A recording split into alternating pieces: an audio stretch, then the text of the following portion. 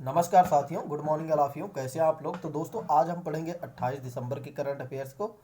28 दिसंबर के current affairs में बहुत सारी चीज़ें महत्वपूर्ण हैं दोस्तों। आइए जानते हैं 28 दिसंबर के करंट अफेयर्स में। आज के करंट अफेयर्स में पहले प्रश्न की बात की जाए तो पहला प्रश्न जो है 2021 में कौन सा देश ग्लोबल फिल्म सिटी की मेज़बानी करेगा। कौन सा देश है जो 2021 में कौन सा देश है जो 2021 में कौन सा देश है 2021 में ग्लोबल फिल्म सिटी की मेज़बानी करेगा। तो दोस्तों भारत है। भारत के बारे में आप जानते हैं, भारत एक बहुत ही विशाल देश है और साथ ही साथ भारत की बात करें तो भारत एक प्रायद्वीपीय देश है और इसके 28 राज्य 8 केंद्र शासित प्रदेश हैं। तो दोस्तों आपको एक चीज़ मैं ये भी बताना चाहूँगा, जो 8वां केंद्र शासित प्रदेश है वो है दमन एंड दीव। दादर नगर हवेली को एक में ही कर दिया गया है। निमज्ज कर देने के कारण जो 9 केंद्र शासित प्रदेश आपके बनते थे, अब आपका सिर्फ और सिर्फ 8 केंद्र शासित प्रदेश है। इसको आप ध्यान रखिएगा। और जम्मू कश्मीर को आप जानते हैं कि इससे 370 को हटा दिया गया है। आइए बात करते हैं। केंद्रीय सूचना प्रसारण मंत्री प्रकाश जावड़ेकर ने इस बात की घोषणा की, कहा कि अगले साल भारत क्या करेगा, अगले साल एक वैश्विक इन मीडिया फिल्म शिखर सम्मेलन की मेजबानी करेगा। प्रकाश जावड़ेकर मंत्री जी ने कहा, केंद्रीय सूचना प्रसारण मंत्री हैं प्रकाश जावड़ेकर जी, और इन्होंने कहा कि भारत अगले साल एक वैश्विक मीडिया फिल्म शिखर सम्मेलन की मेजबानी करेगा और इस फिल्म में महोत्सव के 75 वर्षों के आयोजन पर 2022 में एक मंडप स्थापित किया जाएगा, विशेष मंडप स्थापित किया जाएगा और उसमें सभी लोगों को जनवरी 2021 में आयोजित होने वाले IFFIA ईफा में भाग लेने वाले जो फिल्म इंडस्ट्रीज के लोग हैं या जो उससे संबंधित लोग हैं, उन सभी लोगों को आमंत्रित किया जाता है। आइए बात करते हैं आज के दूसरे प्रश्न की। दूसरे प्रश्न की बात की जाए तो बहुत ही महत्वपूर्ण प्रश्न है। इसमें कहा जा रहा है कि किस राज्य ने किसानों के लिए ई गवर्नेंस पोर्टल यानी किसान पंजीकरण और एकीकृत लाभार्थी सूचना प्रणाली यानी फ्रूट्स का अनावरण या शुरू किया। अनावरण मतलब शुरू किया गया है, ठीक है। किस राज्य ने किसानों के लिए ई गवर्नेंस पोर्टल किसान पंजीकरण और एकीकृत लाभार्थी सूचना प्रणाली फ्रूट्स का आवरण किया है दोस्तों। तो आपका आंसर हो जाएगा कर्नाटका। दोस्तों, तो आपका आंसर हो जाएगा कर्नाटका। आइए बात करते हैं कर्नाटका के बारे में। कर्नाटका की बात की जाए तो कर्नाटक सरकार एक ही मंच पर कृषि संबंधी जानकारी और कृषि ऋण विवरणों का भंडार बनाने के लिए ई गवर्नेंस पोर्टल और किसान पंजीकरण और एकीकृत लाभार्थी सूचना प्रणाली यानी फ्रूट्स का अनावरण किया है। देखिए, जब एक ही मंच पर यानी कि एक ही जगह कोई भी चीज़ें इंटीग्रेटेड करता है तो बहुत ही अच्छी चीज़ें होती हैं, क्योंकि आप जानते हो, आप हर व्यक्ति यही चाहता है कि मुझे एकल विंडो यानी कि एकल खिड़की पर हम जाएं, एक ही खिड़की पर जाएं और वहां पर हमारे सारे काम हो जाना चाहिए।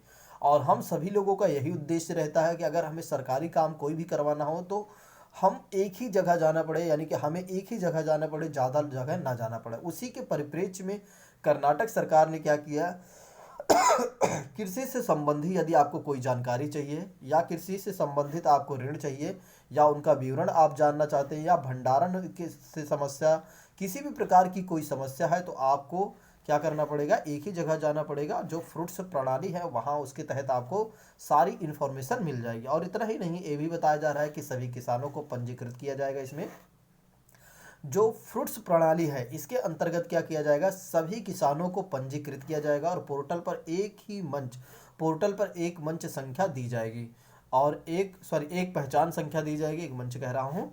पोर्टल पर एक पहचान संख्या दी जाएगी सभी किसानों को। और फ्रूट्स पोर्टल भूमि विवरण प्राप्त करने के लिए मान्य करने के लिए कर्नाटक सरकार ने भूमि पैकेज में भी एकीकृत कर दिया है। तो कर्नाटक सरकार ने इतना ही नहीं बल्कि कर्नाटक राज्य के भूमि पैकेज में भी एकीकृत यानी इंटीग्रेटेड कर दिया है। तो दोस्तों, जैसा कि आप सभी लोगों ने देखा कि अभी कर्नाटक सरकार ने क्या किया है कि ई गवर्नेंस पोर्टल किसान पंजीकरण और एकीकृत लाभार्थी सूचना प्रणाली फ्रूट्स का अनावरण किया है। इसको आपको ध्यान रखना है, अपने नोट्स में चाहो तो आप मेंशन कर सकते हैं। आइए बात करते हैं आज के तीसरे प्रश्न की। आज का जो तीसरा प्रश्न है बहुत ही अच्छा प्रश्न है। शमसुर रहमान फारूकी का हाल ही में निधन हो गया, वह एक कौन थे। वह एक कौन थे दोस्तों? आप सभी लोग बता सकते हैं कमेंट में, चाहे तो आप तुक्का भी लगा सकते हैं कि शमसुर रहमान फारूकी का हाल ही में निधन हो गया, वह कौन थे? तो दोस्तों आप सभी लोग बता सकते हैं, लेकिन मुझे नहीं लगता कोई बता पाएगा, तो आंसर हो जाएगा आपका बी। ठीक है, आंसर हो जाएगा बी, यानी कि लेखक थे वे। तो इनके बारे में बहुत ज़्यादा कुछ हमें नहीं जानना है, यह एक लेखक थे, बस इनका हाल ही में निधन हो गया था दोस्तों। आइए बात करते हैं आज के चौथे प्रश्न की। चौथे प्रश्न की बात की जाए तो बहुत ही अच्छा प्रश्न है दोस्तों। प्रख्यात कवि संरक्षणवादी महिला अधिकार कार्यकर्ता सुगाथा कुमारी का हाल ही में निधन हो गया। तो ऐसे लोगों को हमें जो एक तरीके से उतना विख्यात नहीं है, उतना फेमस नहीं है, ऐसे लोगों को हमें नहीं याद रखना है, बस हमें थोड़ा सा जानते रहना है, बस सुनते चलना है हमारे साथ, बस इससे ज़्यादा आपको नहीं ध्यान रखना है। तो दोस्तों आंसर हो जाएगा मलयालम, यानी कि मलयालम आपका आंसर हो जाएगा। जो सुगाथा कुमारी का हाल ही में निधन हो गया, वह कहाँ से संबंधित, वह किस भाषा से संबंधित रखती थी? तो है मलयालम। दोस्तों बस इतना ही ध्यान रखना। आइए बात करते हैं आज के पांचवें प्रश्न की। तो पांचवें प्रश्न की बात की जाए दोस्तों, तो पांचवें प्रश्न की बात की जाए तो बांदीपुर राष्ट्रीय उद्यान कहाँ पर है और किस राज्य में स्थित है?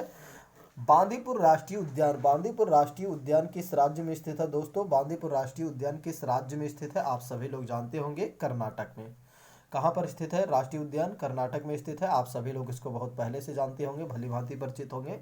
आइए बात करते हैं इसके डिस्क्रिप्शन की। हमारी टीम ने आपके लिए मेहनत करके क्या बनाया है। बांदीपुर राष्ट्रीय उद्यान 1974 में प्रोजेक्ट टाइगर के तहत एक बाघ अभ्यारण्य के रूप में स्थापित किया है। भारत के कर्नाटक राज्य में है एक स्थित है, यह एक राष्ट्रीय उद्यान है, यानी कि नेशनल पार्क है। ठीक, आइए बात करते हैं आज के छठवें प्रश्न की। छठवें प्रश्न की बात की जाए दोस्तों तो बहुत ही अच्छा प्रश्न है। राष्ट्रीय सुशासन प्रत्येक दिवस, राष्ट्रीय सुशासन प्रत्येक दिवस या प्रत्येक वर्ष कब मनाया जाता है? राष्ट्रीय यानी कि यहाँ पर कहा जा सकता है national good governance day. National good governance day बहुत ही अच्छा। देखो अगर किसी प्रकार का, अगर मैं आपसे कहूं कि कोई भी दिवस जब मनाया जाता है तो इसमें क्या होता है, राज्य यानी राज्य क्या करता है, उन सभी लोगों का ध्यान आकर्षित करवाना चाहता है जो इससे संबंधित है या नहीं भी संबंधित है। तो इससे सभी का, जो एक एस्पिरेंट है उनका भी, और साथ ही साथ जो इनसे संबंधित लोग हैं उनका भी एक तरीके से ध्यान आकर्षित करवाते हैं। इससे क्या होता है कि एक सशक्तता बनती है, यानी कि देश में एक अच्छी सकारात्मक ऊर्जा निकलती है, जिससे कि लोग इसको पहचानते हैं और समझते हैं और है क्या और इससे क्या लाभ होता है। इन सभी चीज़ों की वजह से बहुत सारे हमारे देश में राष्ट्रीय, बहुत सारे हमारे यहाँ दिवस मनाए जाते हैं दोस्तों। तो दिवस का यही उद्देश्य है। कई बार हमारे हमसे पूछ भी लिया जाता है, कई बार हमारे कई बार हमारे पास व्हाट्सअप भी आ जाता है, सर आखिर दिवस का मतलब क्या हो जाता है। तो दोस्तों आइए बात करते हैं। 25 दिसंबर इसका आंसर हो जाएगा। तो मैंने उनको जो बताना, जो उनको नहीं पता था, मैं आपको बता दिया हूँ कि राष्ट्रीय सुशासन दिवस या दिवस किस वर्ष या दिवस प्रत्येक जो हर दिन दिवस मनाए जाते हैं उसका क्या मूल कारण है। तो राष्ट्रीय सुशासन दिवस प्रत्येक वर्ष कब मनाया जाता है दोस्तों? तो दोस्तों यह हो जाएगा आंसर आपका 25 दिसंबर। आइए बात करते हैं इसके बारे में थोड़ा से, क्योंकि बहुत ही महत्वपूर्ण चीज़ें हैं। 25 दिसंबर को सुशासन दिवस मनाया जाता है। राष्ट्रीय सुशासन दिवस पहली बार कब मनाया गया था? वर्ष 2014 में स्थापित किया गया था। दिसंबर में कई महत्वपूर्ण तिथियों में यह देश की समृद्धि के लिए काम करने वाले अटल बिहारी वाजपेयी को श्रद्धांजलि अर्पित करना है। इसका उद्देश्य क्या है? यह देश की समृद्धि के लिए काम करने वाले जो अटल बिहारी वाजपेयी थे, पूर्व प्रधानमंत्री, उनको श्रद्धांजलि देने के लिए ऐसे दिवस का आयोजन किया गया है। और दूसरी चीज़ है, अटल बिहारी वाजपेयी ने 10वें प्रधानमंत्री के रूप में भारत की सेवा की है, आप जानते होंगे। भारत के एक ऐसे प्रधानमंत्री हैं अटल बिहारी वाजपेयी, लाल बहादुर शास्त्री जी, जिनका मैं बहुत ही सम्मान और आदरपूर्वक उनका नाम हमेशा लेता हूं। और मुझे लगता है कि ऐसे प्रधानमंत्री के हमेशा ही हमें प्रोत्साहित करते रहना चाहिए। भारत के कुछ ऐसे लोग हैं, कुछ ऐसे पर्सनालिटी वाले लोग हैं जिनके बारे में जितनी प्रशंसा की जाए उतनी प्रशंसा कम हो जाती है, जैसे कि एपीजे अब्दुल कलाम। एपीजे अब्दुल कलाम जी बहुत ही अच्छे लीडर और बहुत ही सूझबूझ के समझे हुए एक नेता थे, और नेता ही नहीं वे एक वैज्ञानिक थे, आप जानते भी हैं। उसी तरह भारत के प्रधानमंत्री, दूसरे प्रधानमंत्री आप जानते हैं लाल बहादुर शास्त्री महोदय। लाल बहादुर शास्त्री महोदय की बात करूं तो ये एक ऐसे प्रधानमंत्री हैं जिन्होंने जिन्होंने सरकारी पैसे को बिल्कुल भी गलत इस्तेमाल नहीं किया। उन्होंने कभी भी सरकारी पैसों का गलत इस्तेमाल नहीं किया, और आवश्यकता पड़ने पर उन्होंने एक बार आह्वान किया और प्रत्येक एक, आप जानते हैं कि प्रत्येक वीक में यानी कि प्रत्येक सप्ताह में दिन एक दिन का मतलब एक टाइम क्या हो गया, भूखा रहने के लिए आह्वान किया और सभी लोगों ने उनका सम्मान किया और उनकी बात भी मानी। तो अटल जो बात आपके लाल बहादुर शास्त्री महोदय हैं, बहुत ही अच्छे लीडर हैं। आप उनके बारे में जब पढ़ेंगे तो आपके आंखों से आंसू आ जाएंगे। और इतना ही नहीं, आइए बात करते हैं थोड़ा सा अटल बिहारी वाजपेयी महोदय के बारे में। अटल बिहारी वाजपेयी प्रधानमंत्री जो हैं बहुत ही अच्छे लीडर हैं और एक अच्छे कविकार थे दोस्तों। और इनकी अगर आप कविताओं के बारे में आप देखेंगे तो आपको बहुत ही अच्छा लगेगा, क्योंकि एक ऐसे प्रधानमंत्री थे जिन्होंने कभी भी जिन्होंने कभी भी ना विपक्ष को परेशान किया, ना सत्ता पक्ष को परेशान किया। यानी कि एक तरीके से इन्होंने हमेशा कोऑर्डिनेशन की भावना, एक अच्छे लीडर की यही पहचान होती है कि हर व्यक्ति को साथ में लेकर चलना। और इनके बारे में यदि बात करें तो सबसे ज़्यादा पार्टियों का गठन करके भी ये प्रधानमंत्री बने रहे, और उनके साथ ही साथ उन सभी को एक साथ अपने साथ लेकर चले, ये सबसे बड़ी बात है। कभी भी आप इनके बारे में मन करे तो आप पढ़ सकते हैं दोनों प्रधानमंत्री के बारे में। और एपीजे अब्दुल कलाम के बारे में भला कौन नहीं जानता। आइए बात करते हैं आज के 7वें प्रश्न की दोस्तों। 7वें प्रश्न की बात की जाए तो फीफा परिषद के ब्यूरो ने पुरुषों के अंडर 20 और अंडर 17 विश्व कप 2021 के लिए रद्द कर दिया गया है। और किस देश को पुरुषों के अंडर 20 विश्व कप और अंडर 17 विश्व कप 2023 संस्करणों में आयोजन करने को अधिकार दे दिया गया है। तो दोस्तों मैं यहाँ पर इसके बारे में थोड़ा सा बताना चाहूँगा कि इसका आंसर क्या हो जाएगा। इसका आंसर हो जाएगा आपका 7वां नंबर क्वेश्चन हो जाएगा। 7वें नंबर का क्वेश्चन आंसर हो जाएगा इसका, आपका answer number D is correct दोस्तों, यानी कि इंडोनेशिया और पेरिस इसका सही है। तो यहाँ पर क्या है, सबसे बड़ी ध्यान रखने वाली बात है, फीफा परिषद के ब्यूरो ने क्या किया है, पुरुषों के अंडर 20 और अंडर 17 विश्व कप 2021 को रद्द कर दिया गया है। अब कब आयोजित किया जाएगा, 2023 में आयोजित किया जाएगा। और कहाँ पर आयोजित किया जाएगा, इंडोनेशिया और पेरू में आयोजित किया जाएगा। यदि इसके बारे में बात करूं दोस्तों तो फीफा की स्थापना हुई थी 1930 में इसकी स्थापना हुई थी। और साथ ही साथ इसमें क्या होता है, फुटबॉल कप है। फीफा जो होता है फुटबॉल एक तरीके से विश्व कप है, जो 4 साल बाद आयोजित की जाने वाली एक तरीके से एक खेल है। और 1942 और 1946 में यह आयोजित नहीं किया गया था। क्यों नहीं आयोजित किया गया था, क्योंकि यहाँ पर द्वितीय विश्व युद्ध के कारण 1942 और 1946 में आयोजित नहीं किया गया था। और उसके बाद से लगातार आयोजित किया जा रहा है। या तो इस बार कोविड-19 की वजह से इसको रद्द कर दिया गया है और इसका आयोजन जो है 2023 में कर दिया गया है। और कहाँ पर किया गया है, इंडोनेशिया और पेरू में।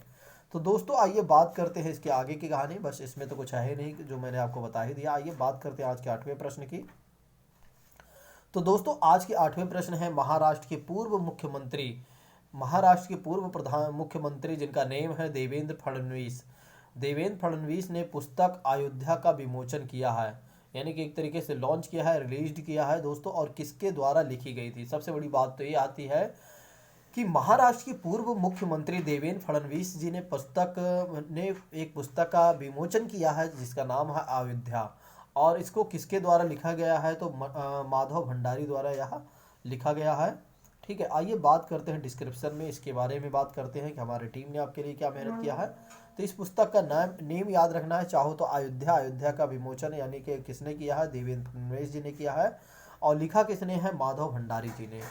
माधव भंडारी की बात करें तो ये बीजेपी से एक भारतीय राजनेता थे दोस्तों। इनके बारे में भी बात करते हैं, भारतीय राजनेता है। और इतना ही नहीं, 1980 से लेकर 1990 में बीजेपी के लिए फुल टाइमर का काम भी किया इन्होंने। 1980 से लेकर 1990 में बीजेपी के लिए फुल टाइमर का काम किया। और फिर 1982 से 1985 में भाजपा के प्रवक्ता और मीडिया के प्रमुख के रूप में पदोन्नत हुए हैं। वह वर्तमान में भारतीय जनता पार्टी और महाराष्ट्र राज्य कई इकाई के प्रवक्ता के रूप में काम कर रहे हैं। आइए बात करते हैं 9वें प्रश्न की। आज के 9वें प्रश्न की बात की जाए दोस्तों तो 9वां प्रश्न भी बहुत महत्वपूर्ण है। तो corporate social responsibility CSR, corporate social responsibility के बारे में यदि मैं आपको थोड़ा सा बताऊं, देखो जितनी भी कॉर्पोरेट कंपनियां होती हैं इन्हें क्या करना पड़ता है, अपने कुछ हिस्सों यानी कुछ पैसे को क्या करना पड़ता है, उनको समाज के लिए खर्च करना पड़ता है। ठीक है, CSR का मतलब ये होता है कि कॉरपोरेट सोशल रिस्पॉन्सिबिलिटी, यानी कॉरपोरेट सेक्टर की जो कंपनियां हैं उनकी भी कुछ रिस्पॉन्सिबिलिटी बनती है, उनको क्या करना पड़ता है, कुछ पैसे इसे उन्हें खर्च करना पड़ता है अपने, जितना पैसे कमाती हैं उससे मान लो 1-8% या जीरो उससे भी कम एक तरीके से खर्च करना पड़ता है। इसके बारे में किसी दिन आपको बताऊंगा दोस्तों। ठीक है, CSR के बारे में आइए बात करते हैं इसके बारे में थोड़ा से। इसमें क्या कहा जा रहा है कि CSR डोमेन में प्रतिष्ठित CHITC सस्टेनेबल अवार्ड 2020 में किस कंपनी की उत्कृष्टता से सम्मानित किया गया है। किस कंपनी की उत्कृष्टता यानी अच्छे से सम्मानित किया गया है और जिसने बहुत अच्छा काम किया है सस्टेनेबिलिटी के लिए, उन्हें प्रेस्टिजियस यानी सस्टेनेबिलिटी यानी एक्सेलेंस के लिए उन्हें आयोजित किया गया यानी सम्मानित किया जाएगा। तो दोस्तों इसका आंसर हो जाएगा NTPC के लिए। NTPC national thermal power corporation के को दिया गया है सम्मान। आइए बात करते हैं, भी एक कंपनी है या भारत सरकार की कंपनी है जो विद्युत कंपनी है, इसके बारे में आप भली भांति परिचित होंगे। कॉरपोरेट सोशल रिस्पॉन्सिबिलिटी डोमेन में प्रतिष्ठित CHITC सस्टेनेबल अवार्ड 2020 में देश की सबसे बड़ी बिजली उत्पादक NTPC लिमिटेड को उत्कृष्टता से सम्मानित किया गया है और यानी कि एक्सेलेंसी से सम्मानित किया गया है। कंपनी को कॉरपोरेट एक्सेलेंस श्रेणी में सराहनीय उपलब्धियों के लिए सम्मानित किया। इन्होंने क्या किया है कि सबसे ज़्यादा और सबसे अच्छा काम किया है कॉरपोरेट सेक्टर समाज के लिए, और अपने मतलब एक तरीके से कमाई के साथ साथ लोगों का भला भी किया है, क्योंकि हर कंपनी को भारत सरकार की तरफ से यही एक तरीके से निर्देश जारी किया गया है बहुत पहले से ही CSR के बारे में कि आपको कॉरपोरेट सोशल रिस्पॉन्सिबिलिटी भी पर भी ध्यान रखना है दोस्तों। आइए बात करते हैं आज के 10वें प्रश्न की और लास्ट प्रश्न की आज के। एडीबी ने असम में जल विद्युत परियोजना के लिए ऋण की स्वीकृति दे दी है। कितने ऋण की स्वीकृति दे दी गई है दोस्तों? आज के 10वें प्रश्न की बात करें तो $231 मिलियन एडीबी ने असम में असम में जल विद्युत परियोजना के लिए ऋण की मंजूरी दी है। और कितना दिया है? $231 मिलियन दोस्तों। अगर मैं बात करूं एडीबी की बात करूं तो यह एक क्षेत्रीय विकास बैंक है जिसकी स्थापना 19 दिसंबर 1966 को हुई थी। इसके सदस्य हैं वर्तमान में 68 सदस्य हैं। इसके बारे में मैंने आपको बताया भी था पिछले वीडियो में, अगर आप देखते हैं। यदि आप हमें डेली फॉलो कर रहे हैं तो मैंने आपको सारा कुछ बता दिया है इसके बारे में। इसके 3 प्रमुख शेयर होल्डर हैं, एक भारत, चाइना, ऑस्ट्रेलिया। इसके 3 प्रमुख होल्डर हैं किसके? एडीबी के। तो दोस्तों अभी आपने देखा दोस्तों 28 दिसंबर के करंट अफेयर्स। आइए बात करते हैं 26 दिसंबर के करंट अफेयर्स और उसके प्रश्न की आंसर की बात कर लेते हैं। और साथ ही साथ मैं आपको ये भी देना चाहूँगा 27 दिसंबर के करंट अफेयर्स के क्वेश्चन। तो दोस्तों, who is the director general of UNESCO, यानी यूनेस्को का महानिदेशक कौन है? यूनेस्को का महानिदेशक कौन है? भला इनको कौन नहीं जानता? ऑड्रे ओजले जी हैं यूनेस्को के महानिदेशक। तो सबसे पहले मैं सचिन जी का धन्यवाद करना चाहूँगा। सचिन जी ने इसके बारे में कमेंट बॉक्स में बहुत अच्छे से बताया था। ठीक है, सचिन जी जैसे डेली अगर सभी लोग पार्टिसिपेट करते हैं तो आप समझ लीजिए आपके भी जीवन में बहुत अच्छा सुख आने वाला है। लेकिन अगर आप नहीं करते हैं तो आप समझिए परेशान आप तो पहले से ही हैं। तो दोस्तों मैं आपको एक प्रश्न और देता हूं। आज के 28 दिसंबर के प्रश्न है दोस्तों, what does CRR stand for as used in the banking sector? Banking क्षेत्र में उपलब्ध कराए जाने वाले CRR क्या मतलब क्या है? बहुत ही अच्छे तरीके से मैं आपको बताऊं तो अगर मैं CRR SLR की इकोनॉमिक टॉपिक में यदि आप जाना चाहो तो जा सकते हो। मैंने इकोनॉमी में भी बहुत अच्छे से कवर किया है, 10 से 15 वीडियो हमारी पड़ी हुई है इकोनॉमिक से, उसमें मैंने आपको सब कुछ बताया है। अगर आप चाहो तो उसको देख सकते हैं। और जो लोग हमसे ऑफलाइन पढ़ते हैं यानी कि व्योम एकेडमी में पढ़ते हैं वहाँ पर भी देख सकते हैं। मैंने CRR SLR और CRR के बारे में बहुत अच्छे से बता दिया है। तो दोस्तों आज के लिए यहीं पर रखते हैं और आप हमें इजाज़त दीजिए। अब हम कल मिलेंगे इसी टाइम पर और इसी समय पर करंट अफेयर्स के साथ। दोस्तों नमस्कार, जय हिंद।